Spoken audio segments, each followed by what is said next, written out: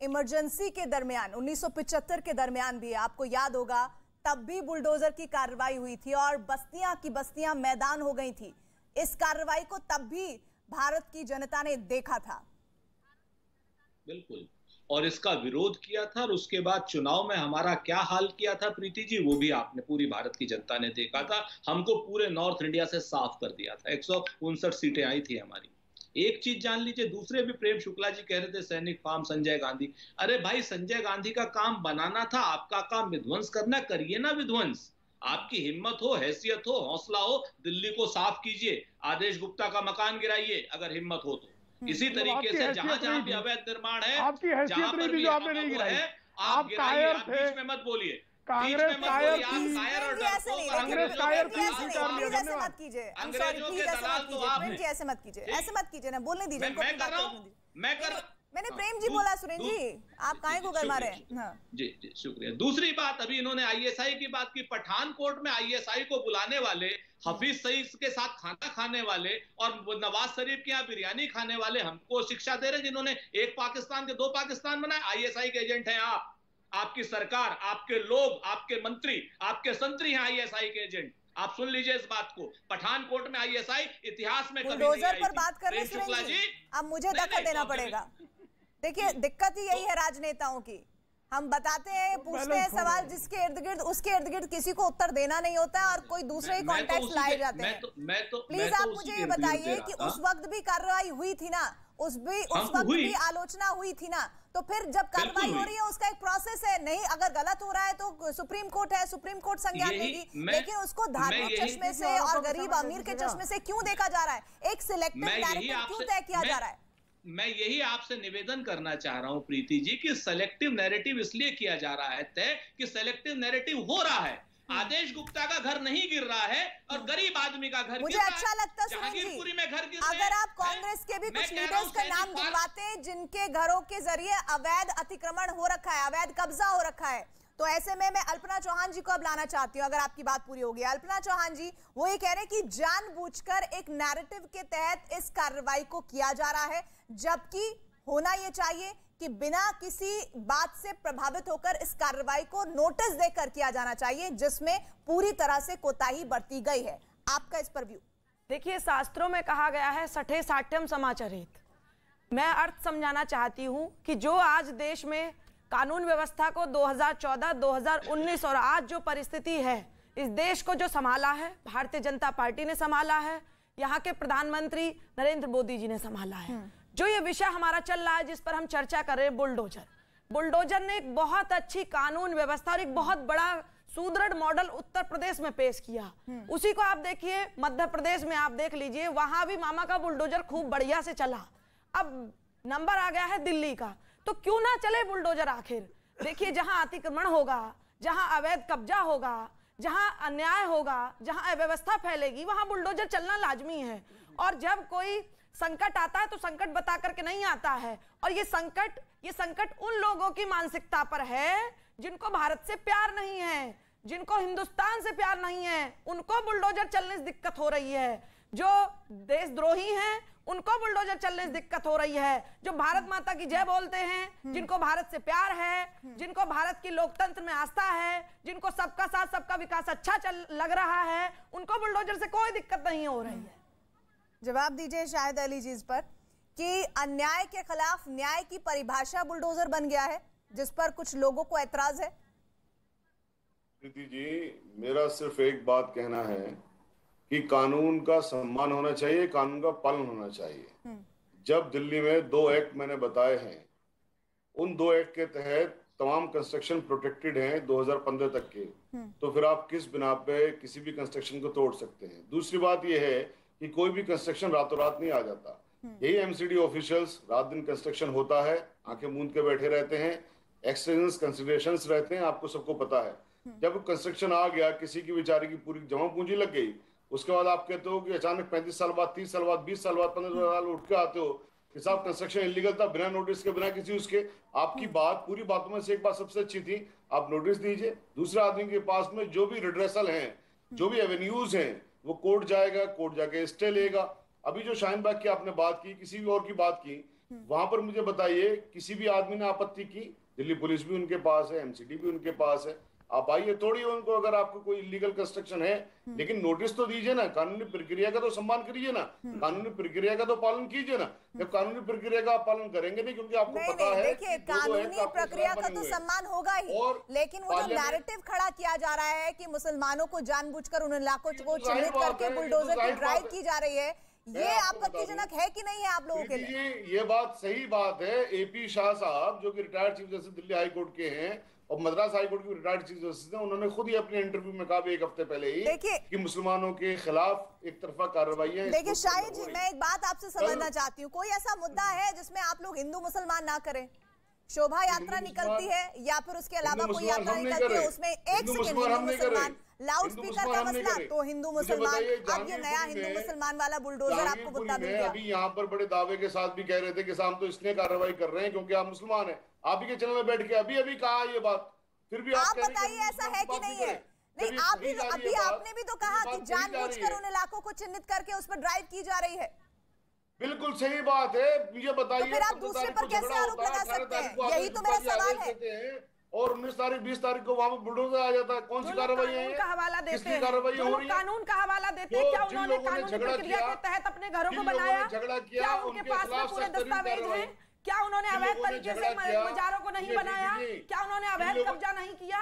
क्या वो लोग जिन लोगों ने झगड़ा किया उनके खिलाफ, क्या भारत सरकार की भूमि पर किसी धर्म विशेष का कब्जा करने का अधिकार है? क्या उनको कॉपीराइट है? कानून है कि आप साहब अब ये करेंगे, समानता की बात कीजिए। बोलने से बात सच नहीं हो जाती है।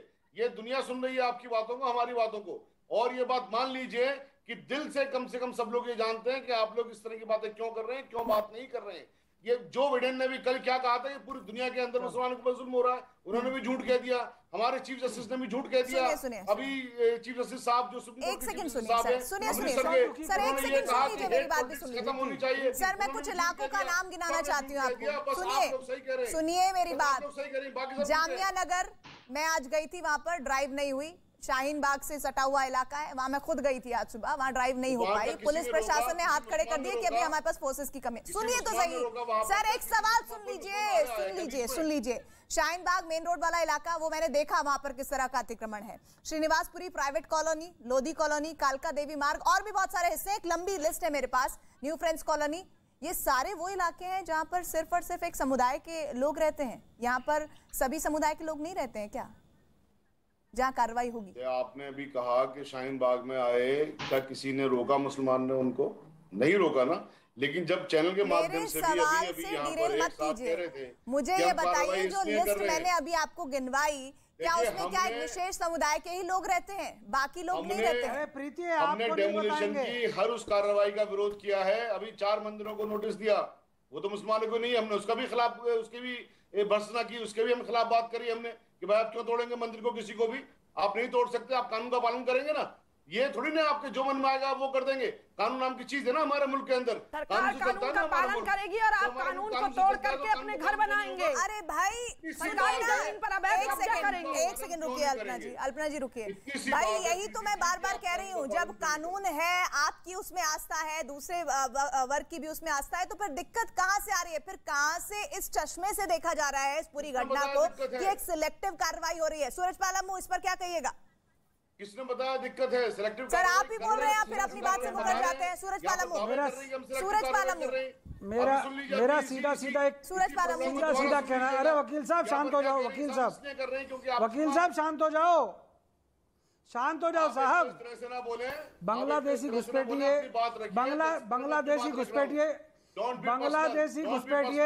बांग्लादेशी, अरे सुनो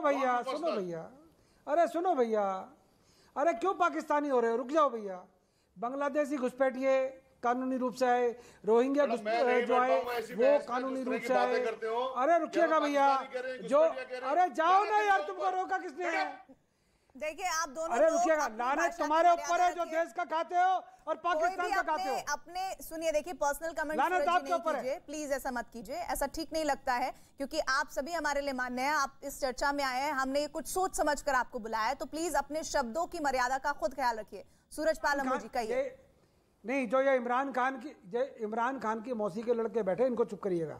मैं तो ऐसे मत बोलिए प्लीज, ऐसे मत बोलिए ना, हम सब हिंदुस्तानी है और हमें गर्व है कि हम हिंदुस्तानी हैं। मजा रहे हैं अवैध फिर ये बांग्लादेशियों की सिफारिश क्यों कर रहे हैं? बांग्लादेशी घुसपैठियों की, रोहिंग्या की क्यों सिफारिश कर रहे हैं लोग? क्यों सुरेंद्र राजपूत को तकलीफ हो रही है? क्यों इनको तकलीफ हो रही है? अरे भाई, को टूट रही है, अवैध टूट रही है, टूटने दो। अरे पत्थर तुम मारोगे, हराम का तुम खाओगे, जबरदस्ती धमकाओगे हमको, जेएनयू में दंगे करोगे तुम, दिल्ली को जलाओगे तुम, और हम चुप बैठे रहें? अरे सरकार है, सरकार अपना लेकिन अम्मू जी, आप अपने इस भाषा से ये बता रहे हैं, आप ये साबित कर रहे हैं कि ये कार्रवाई बदले के तहत हो रही है, और यही तो दूसरे पक्ष का सवाल है आपसे। बदले ही नहीं है, नहीं वो ये बता, वही तो बात सुरेंद्र जी का भी तो ये बेसिक सवाल है। हम टैक्स पे करते हैं, हमें कानून की रक्षा करना और देश के अंदर सारे निर्माण वैध हो उसकी चिंता करना। मैं देश का नागरिक हूं, मुझे मेरा हक है। मतलब ये लोग आएंगे, घुसपैठिए आएंगे, रोहिंग्या आएंगे, दिल्ली में अवैध कब्जा करेंगे। अरे दुकान तो झा साहब की भी टूटी है, दुकान तो गुप्ता जी की भी टूटी है, उनको तकलीफ नहीं हुई? तकलीफ इनको वकील साहब को है, तकलीफ शाहीन बाग वालों को है, तकलीफ जहांगीरपुरी वालों को है। अरे भैया, दिल्ली तुम्हारे बाप की नहीं है, दिल्ली सबकी है, हमारी आपकी सबकी है। दिल्ली की चिंता आप मत करो। कानून पढ़ा रहे हो हमको, कानून पढ़े लिखे हम भी है वकील साहब, मैं खुद अधिवक्ता हूं, खुद एडवोकेट हूं, परंतु जिस प्रकार की भाषा बोल रहे हैं ना, आप जाइएगा सुप्रीम कोर्ट में, क्यों नहीं जाते? परंतु जिस प्रकार से आप घुसपैठियों की वकालत कर रहे हैं वो गलत है। तुर्कमान गेट को तोड़ने वाली इंदिरा गांधी थी, और उसके बाद पूरे दिल्ली को संजय गांधी ने तोड़ा। अभी शुक्ला जी ने बताया, सुरेंद्र राजपूत आपने कहा हाँ हमने सफाई की। अरे माफी मांगो भैया, इमरजेंसी तुमने लगाई, नसबंदी तुमने कराई, जबरदस्ती लोगों को जेल में सुरेंद्र भाई आपने डाला, और आप कहते हो कि हमने कुछ नहीं किया। भैया जुल्म किए हैं, कांग्रेस ने जुल्म किया, आपने कहा हमारा सफाया हो गया। सुरेंद्र राजपूत सफाया आपके कर्मों से सुरेंद्र राजपूत जी, वो कौन लोग हैं जो बुलडोजर की ड्राइव को डराने वाली चीज के तौर पर परिभाषित कर रहे हैं? प्रीति जी, जो सबसे बड़ी मैं इस बहस में देख रहा हूँ वो you show me the face I will show you the rule वाली बात चल रही है, जो कतई अनुचित है। इस हिंदुस्तान में अगर कोई अवैध घुसपैठिया है, वो चाहे कोई भी हो, उसको बाहर निकाला जाना चाहिए। ये इतनी कायर, निकम्मों और उचक्कों की सरकार है कि अवैध घुसपैठियों को नहीं निकाल पा रहे। क्या पिछले 8 साल में, अरे बीच में मत बोलो भाई, सुरेंद्र भाई, मनमोहन सिंह ने निकाला क्या? नहीं, मनमोहन सिंह ने निकाला क्या? मनमोहन सिंह ने निकाला क्या? सुरेंद्र जी, मजाक है? अरे बेवकूफ आप हो गए श्रीमान, मैं कह रहा हूँ प्लीज ऐसे किसी भी शब्द का इस्तेमाल मत कीजिए जो एक दूसरे के प्रति आप लोगों के सम्मान को कम करे। प्लीज मैं आप लोगों से गुजारिश करती हूँ, प्लीज देखिए ये इस तरह की शब्दों का इस्तेमाल नहीं कीजिए। आपके पूरे खानदान का क्या औकात को जानता हूं। आप बीच में मत बोलिए ना, वो आपकी बारी में नहीं बोले, आप मत बोलिए। दो पैसे की औकात नहीं आपकी, प्लीज क्वाइट, प्लीज मैं रिक्वेस्ट करूंगी सर, सारा समय जाया हो जाता है इस तरह की बातों में, फिर हमारे व्यूअर्स कहते हैं कि हम नहीं सुन पाते हैं। हम अपने वक्ताओं को सुनने के लिए आते हैं और इस तरह की बहस में पड़ जाते हैं। सुरेंद्र जी प्लीज कंटिन्यू। सुरेंद्र, बातें बड़ी अपनी भाषा की मर्यादा को मत भूलना। अरे भाषा की मर्यादा तुम रखो और कायदे में रहो, समझ गए? अरे तुम कायदे में रहो, देश के ऊपर इमरजेंसी तुम लगाओगे, नसबंदियां तुम करोगे, घरों को तुम तोड़ोगे। अरे महामूर्ख हैं आप, आप उनको नहीं बंद कर सकते, भारतीय जनता पार्टी के समर्थक हैं। सर प्लीज आप शांत रहिए, नहीं बंद कर सकते। सुरेंद्र जी को सुनिए तो सही, आपकी बात को सब सुन रहे हैं, आप सुन ही नहीं रहे। कमाल की बात करते हैं सर, पक्ष विपक्ष एक मुद्दे पर हो सकते हैं, लेकिन इसका मतलब ये नहीं है कि आप दूसरे पक्ष को बोलने नहीं दीजिएगा। सुन तो लीजिए वो क्या कह रहे हैं। सुरेंद्र जी प्लीज। 3 बातें बड़ी साफ साफ। पहली चीज, हमने आपसे बहुत स्पष्ट था कि अगर हमने कुछ गलत किया इमरजेंसी में तो हमारे साथ चुनाव में उसका नुकसान उठाया हमने कुछ गैर कानूनी किया तो निश्चित तौर पर सुप्रीम कोर्ट ने उसको सही किया।